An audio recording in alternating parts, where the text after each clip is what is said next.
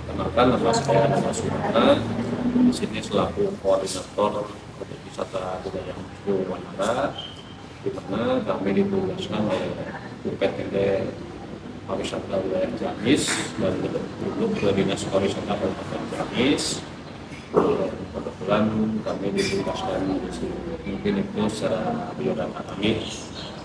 Ya baik Bapak, perkenalkan diri saya Bapak. Saya Mojamin Kasika Aldina dari jurusan Pendidikan Bahasa Indonesia. Kebetulan kami berkunjung ke Wisata Cium Wanara ini karena ditugaskan untuk mencari informasi mengenai Cium Wanara ini dari mata kuliah Nusantara. Ya, langsung ke pertanyaan saja Pak. Jadi kan pasti Cium Wanara ini ada asal usulnya ya Pak. Nah, asal usul dia dinamain jadi Cium Wanara itu bagaimana? Mungkin kami ya terkait nama Cium Wanara dan kami itu selalu menceritakan daripada cerita tersirat, jadi cerita turun-temurun ya. Itu merupakan suatu kearifan lokal cerita yang ada di sini. Jadi bahwasanya nama Cium Wanara itu sebetulnya dia itu merupakan tadinya itu di sini kan ada yang namanya situs peninggalan Bojonegoro Karangkamulian, di mana beliau itu nama kerajaan itu dan mungkin kan sudah jelas mempunyai seorang raja dengan nama rajanya itu namanya Prabu Adimulya Sanghyang Cipta Permanakusuma. Beliau mempunyai permaisuri dengan nama Dewi Nanggalingrung dan juga selir yaitu Dewi Balkanya. Nah, untuk Cium Wanara sendiri itu dari Ibu Dewi Nanggalingrung.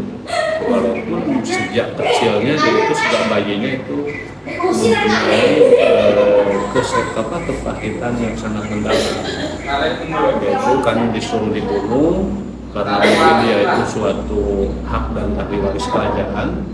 Tapi yang dibunuh itu hanya seekor binatang, distorkan darahnya.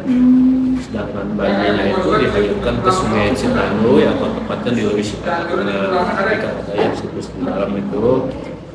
Dan Cium Wanara itu mungkin belum dikasih nama bayi itu ya, dan ditemukan oleh Ki Bimataksa atau Aki Balanata dan diangkat, diuruslah sampai besar. Dia sewaktu diajak berburu sebuah hutan menemukan seekor burung sama kerang. Ki bahasa itu ingin mempunyai seperti dia, dia dikasih nama Cium Wanara. Jadi cium burung, Wanara kerang. Mungkin nama aslinya kami juga kurang tahu, ada yang bilang katanya Suratama, yang pada akhirnya menjadi raja Galur yang sekitar mungkin itu secara definisi garis besarnya asal usul Cium. Tadi kan sempat disinggung ya Pak tentang situs, 10 situs kan di situ ada dituliskan 10 situs dari Cium Wanara ini kan. Nah itu tuh masih dipergunakan untuk acara seperti ritual atau dipergunakan untuk apa gitu Pak? Nah, kalau untuk situs yang ada di sini kami jelaskan lagi ya bahwa di situs Cagar Budaya Karangkamulian itu atau Budaya Karangkamulian itu memang luas area itu 25,3 hektar, terdapat 10 situs peninggalan. Nah, dan untuk situs-situs tersebut memang sekarang dijadikan suatu objek wisata dan dengan nama objek wisata budaya. Karena apa? Ini mengandung unsur daripada budaya atau peninggalan-peninggalan yang ada di sini. Itu merupakan peninggalan-peninggalan zaman dahulu prasejarah. Itu sama diperkirakan abad ke-5 sebelum Masehi.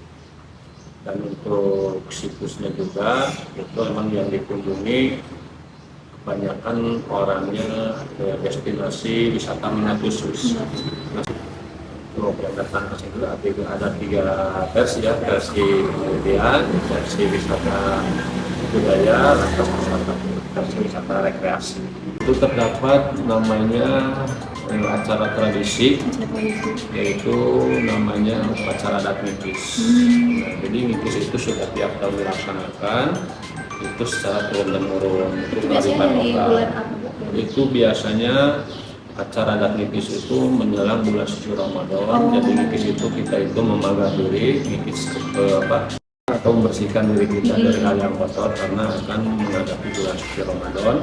Dengan filosofinya atau dengan simbolnya itu memagar situs. Pada artinya itu kita memagar diri karena ingin melaksanakan bulan suci Ramadan. Sekarang ada tambahan lagi, itu dengan bom perdamaian ya, itu dilaksanakan setiap tahun juga, itu perayaan bom perdamaian, itu tanggal 9 bulan 9 tahun awal itu tahun 99. Cuman itu merupakan dari fakta integritas Kerajaan Galuh itu sekitar tahun 739, bahwasanya di Kerajaan Galuh itu tidak mengenal adanya peperangan dan perbedaan suku, ras, agama, dan golongan, jadi selalu damai. Kalau di Galuh itu gitu, tidak mengenal adanya peperangan. Makanya dulu ada yang namanya di daerah Brebes nama Sungai Cikamali, itu juga merupakan simbol dari perdamaian. Karena apa?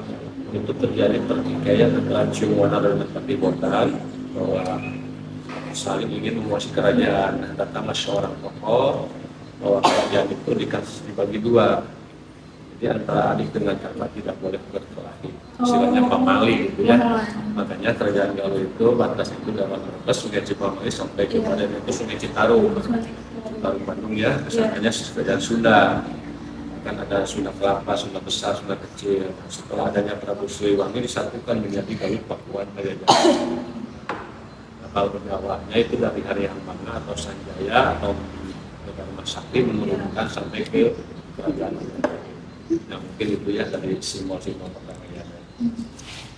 10 situs yang tadi mungkin bisa diceritakan salah satu yang masih sering terpakai gitu di ya salah baiklah, satunya. untuk situs yang masih di mana situs Pancalek itu dikelilingi oleh struktur tembok ataupun yang berlunak atau bukan batu sama tanah. Tadi yang dikelilingi itu ada dua lokal atau dua bidang. Yang bidang paling tengah paling ujung itu merupakan bidang sebagai kursi raja, di mana kursi raja itu terbuat dari batu kurang lebih ukuran 1 meter segi bertingkat 5. Nah, batunya itu batu putih. Mungkin orang bilang mengatakan kayak semacam jenis batu meteor. Para ahli pun belum bisa menentukan itu jenis batunya apakah batu apa jenisnya, cuma disimpulkan dalam cerita rakyat kita tadi batu meteor. Nah, kalau ruangan yang kedua satu lagi itu agak lebar, itu merupakan bekas tempat musyawarahnya Pak orang Maharaja. Jadi ada undangan dari kerajaan apapun diundang di sana, atas dibentuk musyawarah di sana. Itu namanya situs.